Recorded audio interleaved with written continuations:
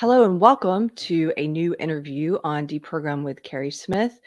My guest today is a little bit different than some of the people I've interviewed before. He is not going to show his face. He protects his identity. He runs a very popular site. It's narcsite.com and YouTube channel called HG Tudor, Knowing the Narcissist. He is a self-identified narcissist, and he teaches people how to identify such predators. I want to use the word predator, but I don't want to insult him.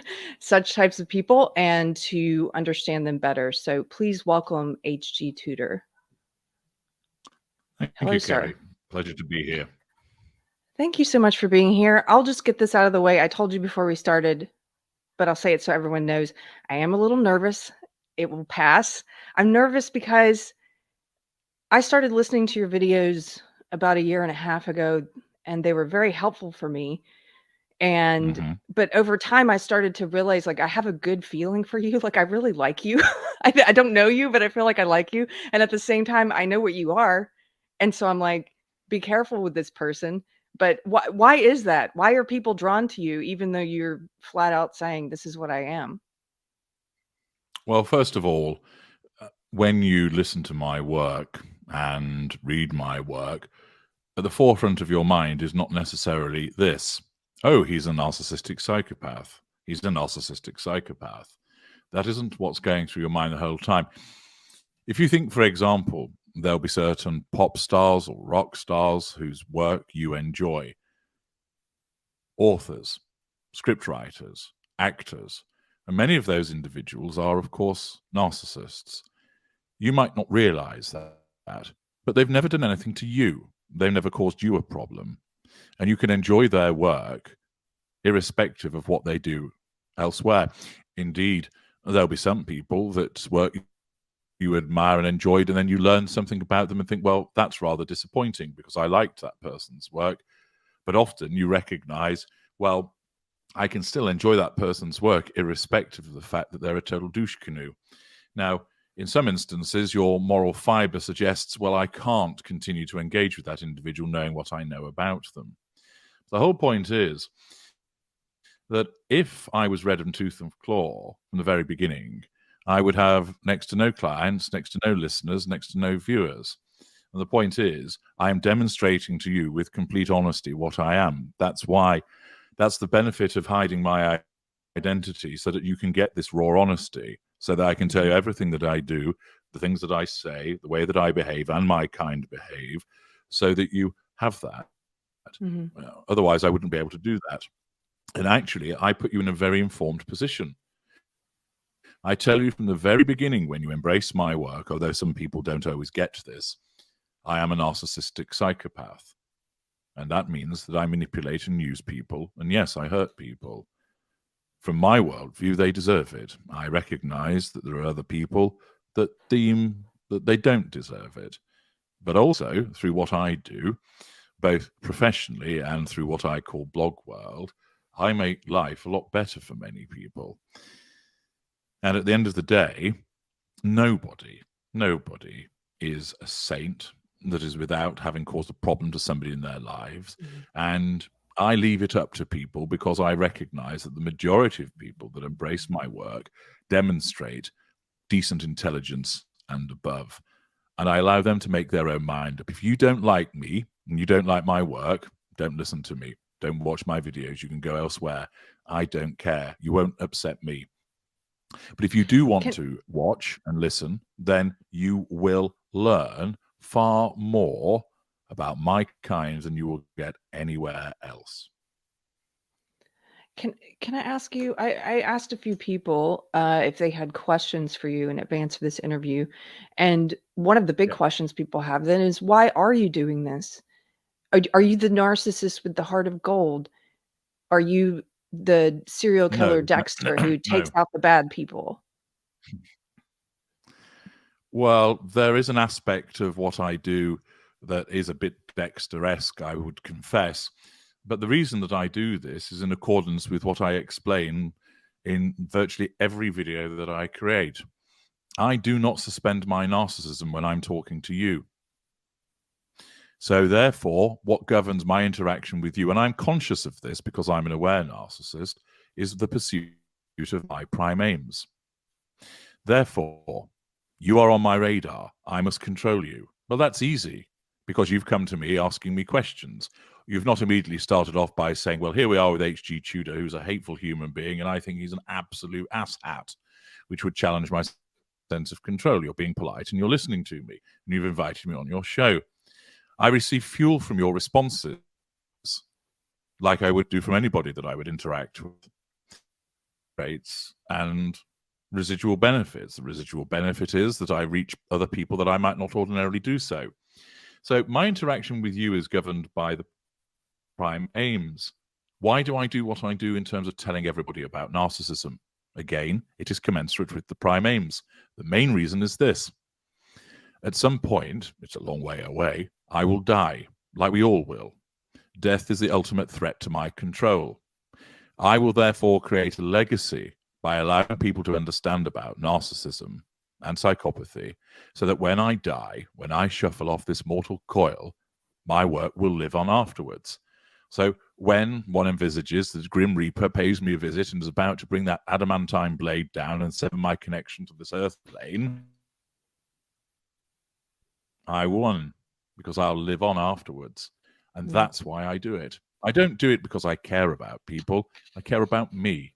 I don't do it because I want people to like me. If they do, jolly good. That's positive fuel. But I do it because I'm creating a legacy, which is a residual benefit. Everything that I do, like any other narcissist, Keri, when it comes to another human being, is linked to the prime aims: control, fuel, character traits, and residual benefits every single time. So as I've said before, if I'm on my own and I pour myself a glass of Voss mineral water, I do so because I'm thirsty. That's nothing to do with the prime aims. Should my girlfriend appear after going running and she looks thirsty and she's perspiring and I pour her a drink, I haven't poured her a drink because I care. I poured a drink to control her and cause her to give me fuel by her thanks. I triangulate her with the drink. If she's painted black, I stand there and drink all of the mineral water, leaving her thirsty, and she gets upset. I then draw fuel from her and control her in a different way. Can I ask you, you kind of, you said a lot there. One of the things you said that leads into one of my questions is, you mentioned that you're an aware narcissist, and you often break down different types of narcissists. I've seen you describe them as 4 types: victim, somatic, cerebral, and elite. But I've also heard you talk a lot about, you sort of just roughly say they're lesser narcissists, mid-range, and then you describe yourself as ultra. It seems to me that based on several of the videos I've seen, that you tend to think a lot of narcissists are not aware of what they are. Is that the case? Most aren't. Correct. Most aren't. I have a framework that I devised to enable people to understand this subject more readily, not using scientific or psychological terms, but ones that people can access readily. If people want to understand more about it, they can go to my YouTube channel and watch the Ultra Framework, where I set it out in more detail. But very quickly, there are cadres of narcissists, which you've just touched on: somatic, cerebral, elite, and victim. Those denote preferences. Then there are the schools, running all the way from lower, lesser at the bottom, all the way up to me, the ultra. Those are the schools which denote behaviors, conduct, outlook. There are similarities with all of those narcissists. One, none of us have emotional empathy. But then there are differences. Some are aware, some are not. Some operate a facade, some do not. Some routinely use physical violence as a means of manipulation, others do not, and so on and so forth. So there are similarities and differences. The point is, the vast majority of narcissists don't know what they are, and those are what I term lesser and mid-range. This is something I've grappled with for a long time, dealing with just dealing with one person in particular. Some people that I suspect are narcissists. I go back and forth on, are they aware when they engage in things like DARVO, which is defined as deny and reverse victim offender? Are they aware that they're doing it, or do they really not know what they're doing? Or no, an unaware narcissist is, they don't know. an unaware narcissist is not aware. No, they're not aware. So Wow. take for example, okay, if you close your eyes, okay, you can't see. So if I was to be doing something in front of you while your eyes were closed, and I said to you, "What am I doing?" you wouldn't know because you aren't able to see me. So similarly with a narcissist, they are not allowed to know the reality of what they're doing because the narcissism has to do that in order to make itself effective. And one thing that victims of narcissists very much struggle with, and it's understandable, is that because they know why they do things, they can't comprehend that the narcissist doesn't know. But it's all about differing perspectives. You see, if I was about to push a sharp stick towards your eye, you would not do this. "Oh, look, HG is poking a sharp stick towards my eye. That could blind me. I better move my head back and knock the stick out of the way." You wouldn't think that way. You'd instinctively jerk your head back and bash the stick away to protect yourself. The narcissism is the same way. If an unaware narcissist had to do this, "This person is threatening my sense of control. I now need to do something to get control over them. What are my options? Well, I could do this or this or this." It's too late. The control's lost. They're in trouble already. It has to be instinctive because they don't have the narc craft, if I can describe it that way, to implement the need for control promptly. And how did you come to be aware? I know some of your story, but for anyone listening who's not familiar with you, how did you come to be an aware narcissist? It's simply the nature of my flavor of narcissism, if you would. There are other narcissists that are aware. I'm not the only one. And it's a combination of intelligence and just the way that my narcissism was created. That, if you like, that when that lottery wheel was spun as to what type of narcissist I was going to be, it turned out that I was afforded insight into my condition. Can I ask you about emotion? You said narcissists, no matter if they're lesser, mid-range, ultra, if they're aware or not aware, they all lack emotional empathy. I think a lot of people and misinterpret that and think that narcissists don't have any emotion themselves. That's not true, is it? I mean, do you have emotion? Certainly. We have a limited range, so we experience fury, hatred, jealousy, envy, antipathy, frustration. There is elation, which is linked to the receipt of fuel. There's infatuation. But we don't experience happiness in the way that you do, or sadness in the way that you do. We don't love. Narcissism creates something that causes unaware narcissists to believe that they love, but it isn't actual love in the way that you experience it as someone with emotional empathy. Now, the unaware narcissist is none the wiser. They believe that they love, so they do. They don't realize that they don't. But you see, an analysis of the way that they behave shows that they clearly aren't loving because they're abusing. And also their form of love is what contributes to what is essentially romantic love. All of the shiny stuff, the leaping around, the reciting the poetry at length, the standing beneath the balcony, the pouring rain and throwing up flowers, all of that. That's not actually. I'm smiling because I know. Yes. That's the manifestation. And what happens is there's nothing wrong with someone throwing a little bit of romance into the mix. But what narcissists do is it's all predicated on that form of romance with particular styles of narcissists because we don't actually love. So it's all about the show, gifts, flattery, grand gestures. "I can't wait to marry you." You've only met me 5 minutes ago.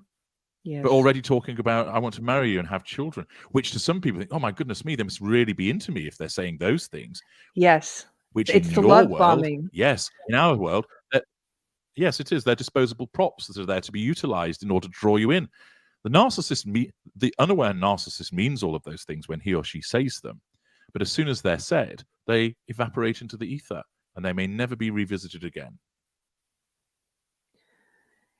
You talk about, I mean, and this is something I've read in other literature as well, that the tactic for how to deal if you attract a narcissist into your life, if you suspect that you are dealing with a narcissist, that you should go no contact. Can you explain why? And you said in one of your videos, even if they're a lesser narcissist, you were saying it's not that they're some incredible superhero like figure. It's just that even with the lesser narcissists, everything's going to come back on you twofold if you're trying to like defeat them. Can you explain why? So, when you engage with a narcissist, along comes what I call the devil's pitchfork, which has a number of prongs that affect you. First of all, you will provide us with fuel. So if you shout and scream at us, if you show irritation, if you use words that insult us, you're still giving us fuel, and we want that. Thus, we are winning. Secondly, you may well increase your risk of being hoovered by us because you've come up on the radar and you've kicked the hornet's nest. Thirdly, you're likely to suffer some form of adverse reaction. Because if you're engaging with someone who must control you and is an abuser, there's a good chance that they will turn around and hit you or call you horrible names, or they won't give you the answers that you're seeking. They'll take you into a circular conversation. You'll become frustrated, or they'll tell you something that you didn't want to hear. And why expose yourself to all of that? Fourthly, as an empathic individual, you may well have, or if you're an empathic individual, you have the addiction to the narcissist, which creates emotional thinking. Emotional thinking is misleading. If you engage with a narcissist, you increase your emotional thinking. And it essentially means you take leave of your senses. So what you end up doing is you start making bad decisions. So what happens, for example, is an individual may or may not know they're dealing with a narcissist, and they decide, I need him to explain to me why he ended this relationship. I'm owed that explanation. I don't understand why it ended. I don't understand why he didn't properly tell me why it had ended. And I don't understand why he's now running around town with Annie No-Knickers. So I'm going to go and see him and ask him, why on earth has he done this to me? All of that seems eminently logical, doesn't it? Get an explanation from why your boyfriend has run off with somebody else. But if they are a narcissist, it isn't logical. Why? You go and see that individual. He doesn't want to see you. He's chosen someone else. And he turns around and he's nasty to you, which upsets you. So you've just been devalued. Furthermore, you don't get any answers because he refuses to talk to you. He just stands there and insults you. Therefore, you've suffered a further devaluation by the virtue of that frustration. You've also given him some fuel, which is he'll take. Thank you very much. You've then potentially raised the risk of him hoovering you further because he sees you as a nuisance. And also, you'll then increase your emotional thinking. And rather than do this, I'm dealing with a narcissist. He's not going to answer my questions. And all I'm going to do is keep getting hurt. I should walk away and stay away and just satisfy myself with knowing he's a narcissist. This is what narcissists do, and fight down any desire to get answers out of him. Indeed, I'll go and watch H.G. Tudor's videos because that's where I'll find the answers. You go there, you do this. But why won't he tell me? I need to know. I want him to know how I've been hurt. I need to understand why he's chosen somebody else. That's not logical. And so the point is that if you go no contact, you don't give us any fuel. That means you win. You will not increase your emotional thinking. That means you win. You reduce your risk of being hoovered. That means you win. And you won't suffer an adverse consequence. You win. Furthermore, we absolutely hate it. If you go no contact with us when we try to hoover you and we can't, it makes us feel weak, unimportant, vulnerable. We can't stand it. We eventually deal with it in some shape or form, as I've explained in many of my videos.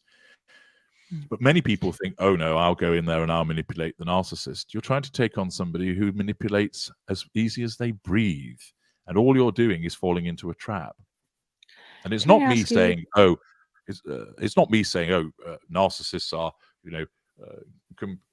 completely impregnable, and we're so high and mighty, don't bother trying to deal with this. I'm explaining this to you so that people understand that if you enter onto our battlefield, we will win because it's our battlefield. You win the war by never fighting it.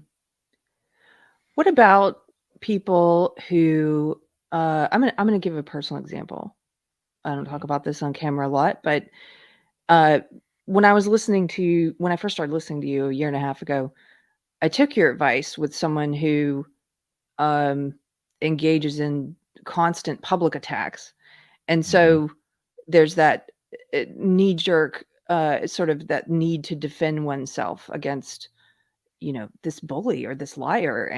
But I took your advice for 3 months, Mhm. didn't acknowledge the attacks at all, didn't even hit like on any, social media tweets about this, nothing. And the attacks actually increased, the number of them, the frequency increased during that Well, period of why what were they you called why gray rock. how did you know that these attacks were increasing? Because people started sending me messages and videos, strangers, like, "Did you know this person, Okay. this video?" And Well, well, so then then I broke it. you're not in a no contact scenario, you see. Right, okay. So would you I suspected your answer would be, "I should have waited. Just don't break it no matter what." Like, I didn't go. Indeed.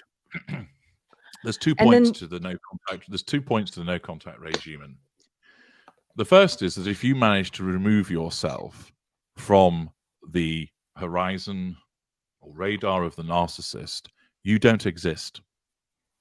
And the only way that you will then come up on that narcissist radar is if someone mentions you, they're reminded of you by something, or you just pop in their head. So if you're not going around to see them and you're not sending them messages and you're not talking about them elsewhere, you reduce the likelihood of you coming upon their radar.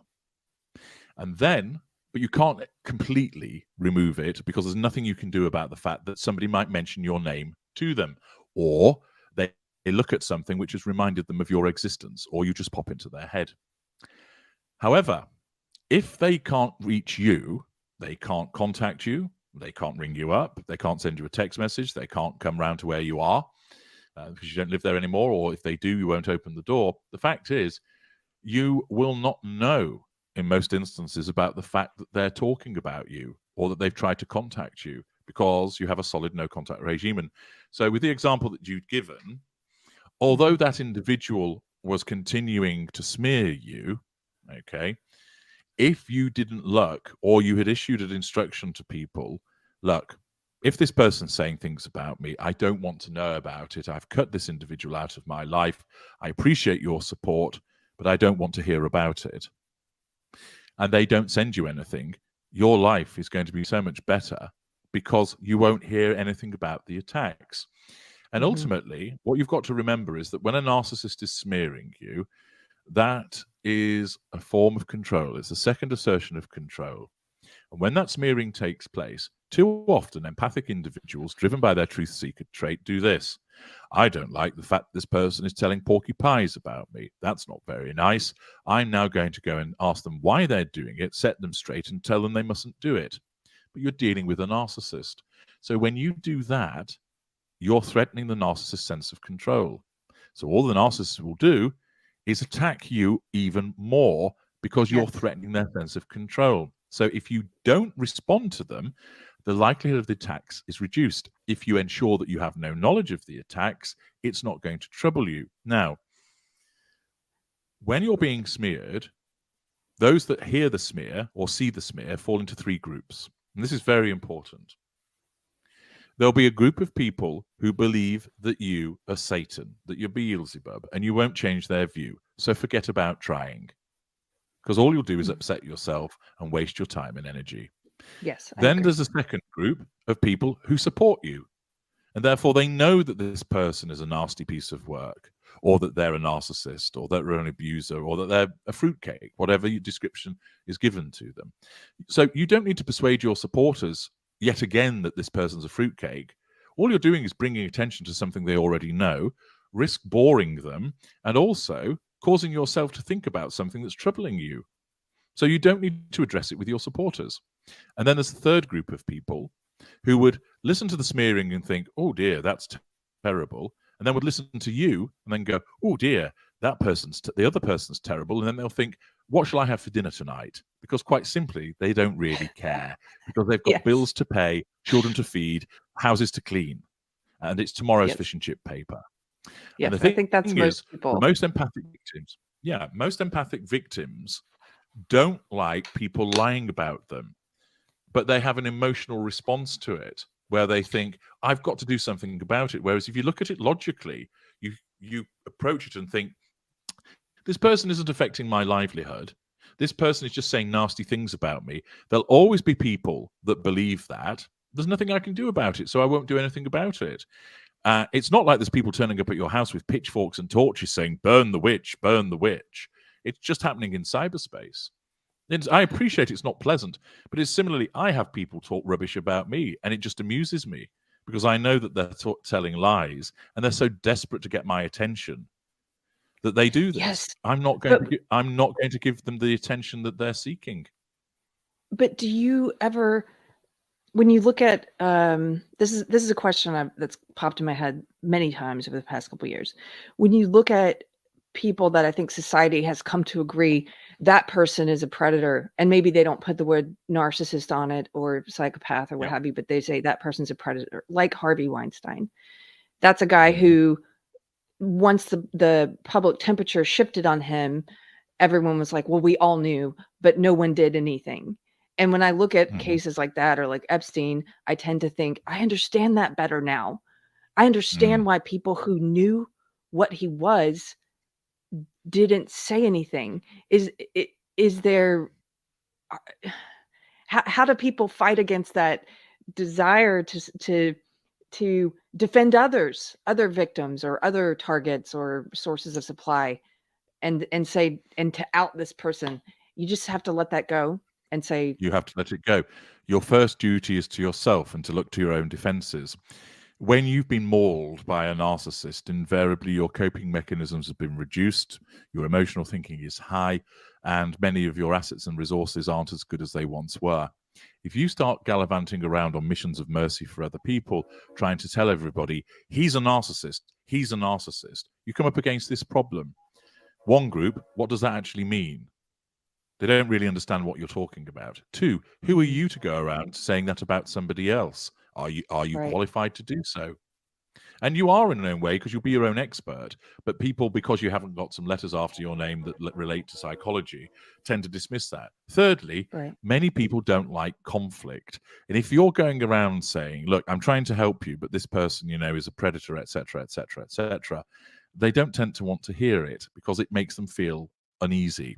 Fourthly, often those individuals are very much in the thrall of the predator. So a classic example, of course, is that you're in a romantic relationship with a narcissist who is disengaged from you and has got a new victim who's in the golden period. And you have happened upon my work and you think, oh, I now know what they are. I'm a victim. She's a victim. I need to go and warn her that she's with this predator. She's in the golden period with a man who calls her lovely names, who takes her to beautiful places, who gives her great long night rumpy pumpy, buys her nice gifts, treats her really well, is great to her family and friends. And you go along and say, this man is a predator. He treated me like it first, but it'll all turn to poo later on. Who's she going to believe? You, the ex-girlfriend, who he's already smeared, who said, you might be contacted by Captain Crazy at some point. She's just jealous of the fact that she's lost me. So she thinks, right, I've got this really great guy who I don't want to lose, and he warned me that you might come and start throwing manure around. Yeah, I'm really going to listen to you, aren't I? You're fighting a losing battle. And unfortunately, in those scenarios, you have to let that person find out the hard way. You were reminding me of some of the people I asked for questions when I talked to you, of some of the examples they gave where it was this exact scenario where they were the second or third intimate partner of this narcissist, and heard all the horrible stories about the previous girlfriends or wives, and then one day found out, hey, this is who this person really is, and then there's future targets or intimate partners, and they're like, it's just not, why would they believe me? I just need to quit thinking that it's my duty to warn, Well, there's so many difficulties with it. First of all, it's a breach of your own no contact regime, because what are you doing? You're interacting with the narcissist, quite possibly by confronting them. You're talking about the narcissist with other people, trying to warn the victim. You are doing things in relation to that narcissist, perhaps accumulating evidence to show this person you're thinking about them. So those are repeated breaches of no contact. So first of all, you're not doing what is best for you. Furthermore, You will then come up on the narcissist's radar, and the narcissist's control will be threatened. So the narcissist will then lash out at you. Stay away from me. You can't handle the fact that I binned you for being a crazy person. I've got a good relationship here. If you don't stay away, I'm going to get a restraining order against you. I'm going to involve the police. You're a crazy cow. So then you get more and more worked up by those false accusations being leveled at you. Thirdly, the new victim is not going to listen to you because they don't. And so you are going on a fool's errand, which is detrimental to your own interests. And hard as it might be, your emotional thinking is saying, I care about this person, but also I want this predator exposed, and it's only right that they be exposed. It isn't your job to do it. Your job is to defend yourself. And some people might say, well, HG, that means that these people go through life doing it again and again and again. That will happen irrespective of your attempts to unmask them, because your attempts to unmask will fail unless you are in a position to accumulate clear evidence, for instance, filmed evidence of this person's behavior, and that you're wealthy enough to put it across social media and mainstream media so thousands, tens of thousands, hundreds of thousands of people in the locality see this person's behavior. You are basically holding a match up to the sun, which won't be seen. And the problem is that people will just say, forget it. There's two sides to every story, 6 of one, half a dozen of the other, because they don't understand narcissism.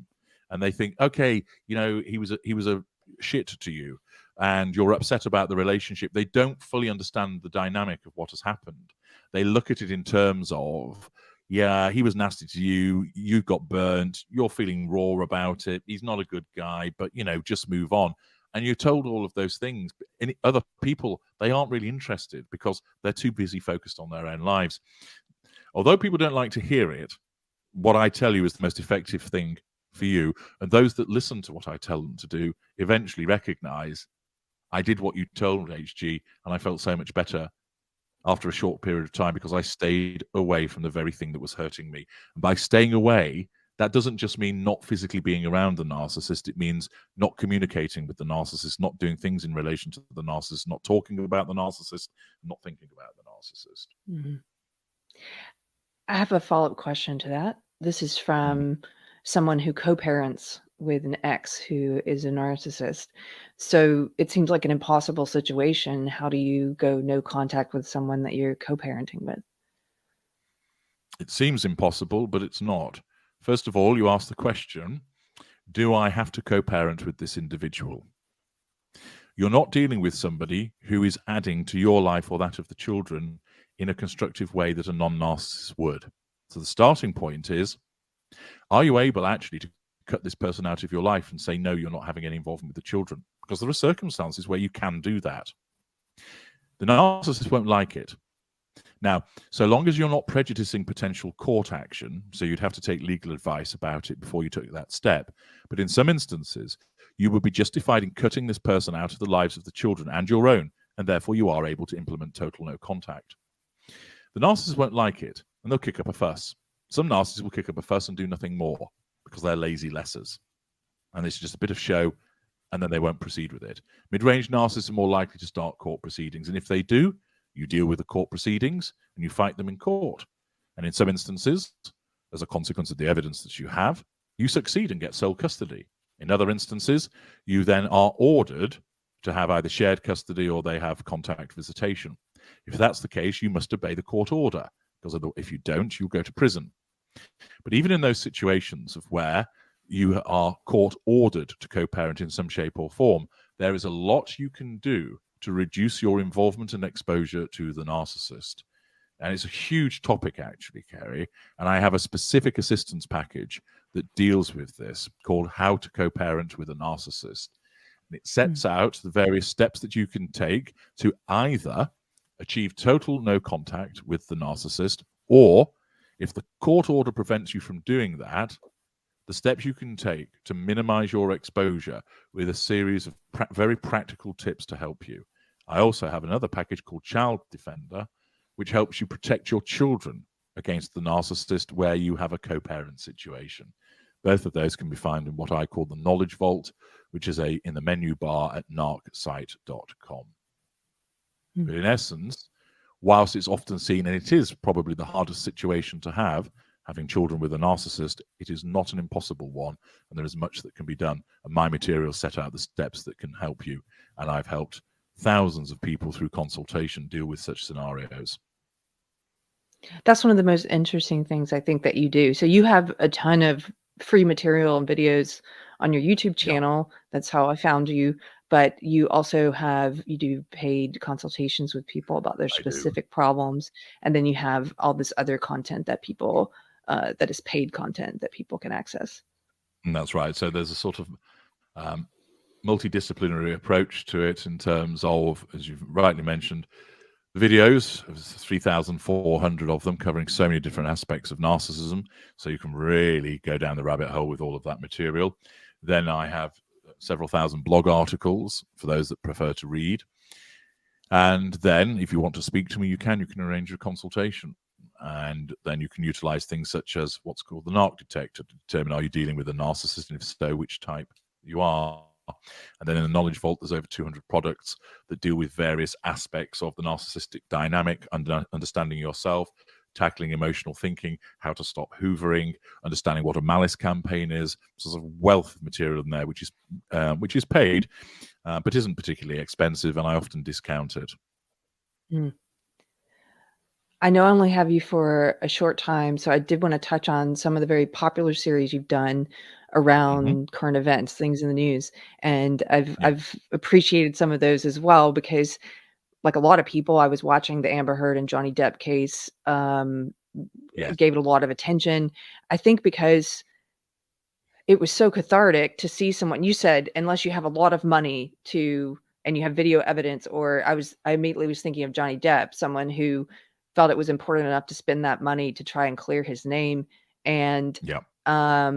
you did a series of videos on Amber Heard. Can you talk about a little bit about her and Meghan Markle and why people are drawn to these stories? Is it because it's cathartic? People are drawn to them because part of it's salacious gossip, that you're getting an insight into people's behavior of the rich and famous. You're getting a peek behind the curtains. For some people, of course, it mirrors very much their own experiences.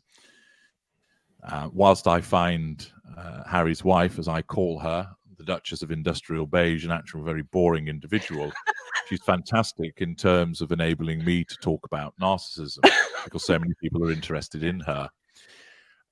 And I find it, of course, quite an interesting indictment on human beings. And that, for instance, I will make a video again about Vladimir Putin, who could potentially trigger nuclear Armageddon, which gets a few thousand Yeah. views in the space of about 24 hours. Then I do something about Harry's wife. Are the children, how does a narcissist deal with children, and would they invent the children? It gets 60,000 views in a similar space of time. Tells you everything you need to know about what's wrong with this planet. But that said, one reason I do so much of the Harry's wife material is, one, she's so prominent, but also I've had so many people contact me and say, I didn't know anything about narcissism, HG, until I watched your Harry's wife material. And then it made me realize this is similar to what's going on in my relationship, or this is happening with my father, or this is happening with my brother-in-law, etc. So it's a very good method of getting to reach people. People are interested in it because it has an impact.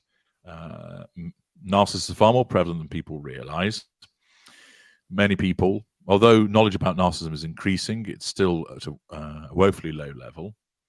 And furthermore, it has all the ingredients of a he said, she said, who's telling the truth, what's going on here. And of course, particularly with the Depp Heard scenario, and to an extent with Will Smith and Jada Pinkett Smith, you have two abused men there. And although Johnny Depp is far from blameless, as I explained in my detailed series about both him and Heard, he was the victim of domestic abuse. And so for a man to come forward and demonstrate that is refreshing, because it shines a light on a less seen aspect of the dynamic.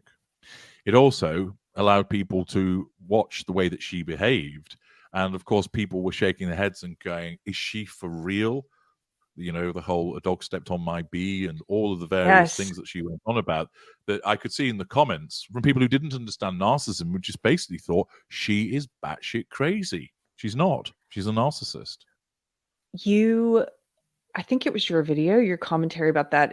I was yelling at, yes, this is spot on. You explained, from what I recall, that when she mimicked, people didn't know why she pulled that face Yeah. after she said, and then my dog stepped on a bee, and it was because she, in the narcissist mind, she was immediately trying to mimic the emotion of the dog.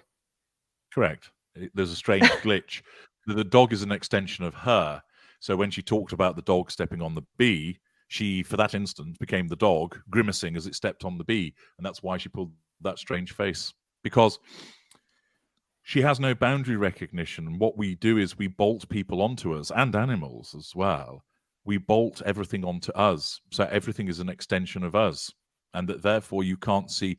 You may have heard people often say, "Oh, I don't know where I begin and you end," and it sounds romantic. It's not. That's the way the narcissist sees people.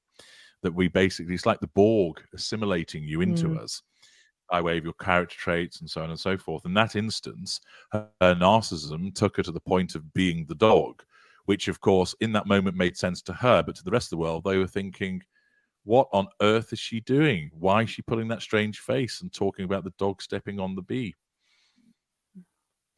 Do you ever, just a personal question, do you ever, being an aware narcissist, do you ever wish that you were not? Do you No. ever wish that you, wow, okay. Why would I? Let me ask you a question. Okay. Yeah. I don't have an answer. Why would you? Okay. Yeah, because you don't. Yeah. I am effective. You might not think that I am. Other people, and I'm not insulted by that, because I am easily able to deal with that. But I understand, you see, because I can sort of step between two worlds. As there'll be some people who say, "Well, HG, you hurt people, so you get in my way, that's what happens." But I am successful. I have lots of friends. It's very easy for me to forge a romantic relationship. If that doesn't work out, I just find another one. That doesn't bother me. It might bother other people. It doesn't bother me. I can do what I please. I travel a lot. I have an interesting and demanding and challenging professional role, which stimulates me and gives me access to the prime aims. So I'm effective at what I do. And therefore, I revel in the manipulation of people because it stops me getting bored. I see people as playthings. And I fully comprehend that other people will think, well, that's a despicable way to lead your life. If that's your view of me, you're entitled to express that opinion. I do not agree with it, but you are allowed to express that opinion. Of course you are. In the same way, I would say I'd hate to be an empath. It's weak. You don't see me curled up in the fetal position crying over the loss of a relationship. You don't see me wandering around going, but why, but why, but why, unable to function. Unable to understand. It's differing perspectives. And of course, people would say, but we get to feel love. We get to feel joy. Good for you. You enjoy that then. I don't need it. That's so interesting to me. I had a couple more questions here. I know I only have you for a few more minutes.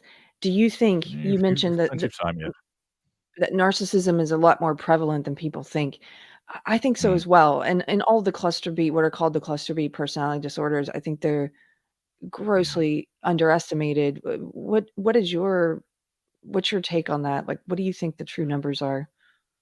Well, anecdotally, because of course we don't have any reliable survey that's ever been conducted to determine that, based upon my own interactions of the narcissists that I know in my world, and I do interact with a lot of people, I put it at 1 in 6.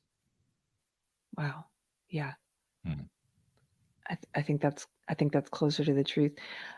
I've been one of the reasons I'm grateful for having to learn more about narcissism, for having had people who I suspect are narcissists in my life at different times, is because I think it's helped me understand things on a macro level more. And this relates more to maybe the stuff that my audience, that we usually talk about, is once I understood how an individual narcissist functions, or understood it better, it was easier for me to then understand a little better different sort of psychopathic ideologies they might be described, or to understand politicians better. And I'll give you an example. Mm, When I heard Justin Trudeau calling the truckers who were protesting for their right not to have to take a certain medical intervention, calling mhm, them the authoritarians, mm, that to me immediately I thought that's Darvo. That's deny and reverse mhm, victim and offender. And mhm. do you think that there's even if someone's doesn't need to know this for personal reasons, do you think that there's a benefit for learning about how the different cluster B personality disorders and how narcissists operate? Does it have any? Absolutely. There are two layers to this. Most people, of course, come across it as a consequence of personal and direct involvement with the narcissist, usually in a romantic setting or a familial one. And they can't make sense of that person's behaviors.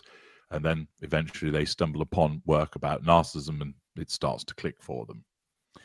But even if you've never personally experienced it, so you've not been in a romantic relationship with a narcissist or there isn't one in your family, knowing about and understanding it is a very powerful weapon to have because it'll enable you to make sense of that customer that you had who you just could not satisfy and that you bent over backwards, where now you'd realize I should have just given them their money back and left it at that and ceased all communication with them. That difficult neighbor who was always going on about the overhanging branches from the apple tree that you couldn't get to see sense, rhyme nor reason. Now you realize that the pattern of behaviors are commensurate with that of a narcissist. And again, what you ought to have done was either use the law in relation to them or just no longer try and reason with them because it got you nowhere. It helps you make sense of the politicians and their behaviors. Or why did that pop star embark upon such self-destructive behaviors? They seem to have it all. And then they went around pestering and the whole sort of hashtag Me Too behaviors. It really does give you the keys to understanding much of the world. Many of my clients, after having helped them extract themselves from a personal situation, Keri, then go down the rabbit hole with the breadth of my work and say it really has enabled them to understand so much of the way that the world works, that the narcissists are invariably the ones that are the decision makers, get themselves into positions of power and make life so difficult for many people. It's also, in the interest of balance, of course, many of my kind that enrich the human experience because of our drive through all the prime aims of fame and power and money, that we create things, that we're innovators, that we create fantastic works of art and literature and music and so forth. Of course, not all narcissists do that. There are many non-narcissists that do so also. But the point is that when you start to understand narcissism and psychopathy, you don't have to like it. But if you understand it, not only will it protect you personally, it'll enable you to make so much more sense of the world around you. And to that Yes. end, it's hugely important. I couldn't agree more. We're currently a deprogram book club reading a book called Political Ponerology, which is Okay. the I think the subtitle is The Science of Evil. And he basically says, we've looked at totalitarian ideologies throughout history. We've looked at it with a historical lens, we've looked at it with a political lens, but we should be looking at it with a psychological lens because that helps us make more sense of it. And Absolutely. yeah, I've Yeah, I I've agree. And I agree entirely with that approach. You want to understand what drives an individual to create the regime that they have. You need to look at the psychology of that individual. Behind all of these things is the concept of the true believer. It creates a totalitarian regime that creates the cult, that creates the business empire.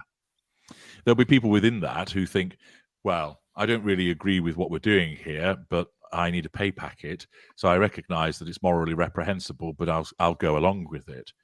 But somewhere in that chain of command, there is a true believer. Take, for example, do you think Adolf Hitler popped back to his lair, cracked open a bottle of whiskey and said, oh, goodness me, I'm an awful human being for gassing all of those Jews, but hey, I've got to do it to create Lebensraum for the German people? No, he absolutely believed that he was doing the right thing. So he has to have a total, fervent, committed belief in what he's doing. And that's what the narcissism does. The narcissism doesn't leave room for doubt. It doesn't leave room for hesitation. It has to apply the pursuit of the prime aims without hesitation, demurrament, or reflection. And so if you look at the psychology of these individuals, many of these leaders, both on the left and on the right, you will see what's at the heart of it. And of course, the environment, such as political power, is such an attractor for our kind. If you've got power that you can tell people what to do, you've got control over them. That is the central tenet of what narcissism craves. You will also have the adoration or hatred of millions of people, massive amounts of fuel, which is precisely what our narcissism requires. You also have the opportunity to strip people of their character traits, which is what the narcissism needs. And then there's all those residual benefits, the wealth, the access to networks, the facade, the crushing of enemies, etc. So a political environment is absolute honeypot for our kind. I used to think that it was mostly well-intentioned people who went into politics, and in the past few years, that's completely turned on its head, and I now think most of them are narcissists or They are. psychopaths. There are some genuinely well-intentioned people that go into politics. They invariably get chewed up and spat out. Some occasionally get to the top, but it's very rare. Then there are those that believe that they're well-intentioned, but it's just a very good facade, and they're narcissists. There are some, although they tend to be more involved in coups and overthrowing power, who are more about straight shooting from the lip, straight talking, that they don't operate with a facade. And it's basically, I'm taking over because this country needs strong leadership, so I am suspending the democratic process, and this is a coup d'etat. So they'll deal with it that way. But ultimately, most operators within that are narcissists. Why? One, as I've just mentioned, it's a place that caters to our prime aims. And two, it becomes a self-perpetuating place. In order to survive in it, who's the best people to survive in it? Narcissists. So it just brings more and more in. And if you go in there and you're not a narcissist, as I say, you might survive up to a point. But the environment that's created, basically, it's a nest of vipers. A narcissist better suited. Not all narcissists, I hasten to add, but some. And I made mention of that in one of the recent videos about Harry's wife, where there was a suggestion of her taking a tilt at the presidency in 2024, which is quite hilarious. I have to watch that one. I haven't seen that one yet. Yeah. Have you ever thought about giving up this whole narcissism thing and just doing audiobooks? Because you have a great voice. Thank you. A joke. I repeatedly need to revisit my own books, of which there are over 50, to narrate them. So that would be the starting point to do that. And I may well decide on a sort of kind of sabbatical where I sit down and do all of that. I do, of course, for those people who don't want to listen to me here talking about narcissism, I do have a separate sister channel called The Treasure Trove, where you can listen to me narrate books and poetry and all. Oh, I didn't know that. Yeah. Okay, that's what I'm talking about. Do you read stuff about hobbits and stuff? Because that's what I would imagine you. I do. So in there, there's The Abyss, there's Wuthering Heights, there's Sleepy Hollow. There's a selection of poetry. I do some Edgar Allan Poe. So there's all sorts, and I'm always open to people making suggestions. I dip in and out of that, so there'll be a splurge of me putting material there. But I'd like more people actually to go and subscribe to that channel, because repeatedly people do say, I enjoy listening to your voice, HG, and it is, of course, a weapon that I have. And many people say, it's not meant as an insult, I listen to you at night because you help me sleep. And that's because of the natural cadence and depth of my baritone voice is quite causes people to feel at ease and lulls them into a sleep. So yes, go to the Treasure Trove, Keri, and subscribe there, and you'll have a lovely repository of marvelous audio narrations conducted by me. I am going to make one final joke about the whole dynamic with narcissists and how you're saying, your voice is a weapon. When I first talked about interviewing you with a friend over a year ago, and I was like, I told him when I said to you at the beginning, but I really like him, listen to his video, and I'm like, he seems like he has a heart of gold. I could change him. That's just me being self-aware and stupid. I know. Well, it's honest of you, and it's important to flag those things and make you realize that those are well-intentioned. I'm calling myself out, but completely misplaced. Completely misplaced. again, tell people where they can find you. Thank you so Mhm. much for sharing your expertise. And I highly recommend you guys go and check out the channel. There's loads of free content if you're not looking to do a consultation, but if you do need help, like there's consultation, there's paid content. Tell people where they can find that. Certainly. My blog is narcsite.com, which is narcsite.com. Wealth of material there, which will give you access to consultations, the Knowledge Vault, etc. Or you can go to my YouTube channel, which is HG Tudor, Knowing the Narcissist, the Ultra. And as mentioned earlier, there's over 3,400 videos that you can wade in, covering so many different aspects of narcissism, the narcissistic dynamic, and learning more about famous and infamous people that are narcissists as well. So I'd encourage people to fill their boots. Thank you, HG Tudor. You're very welcome.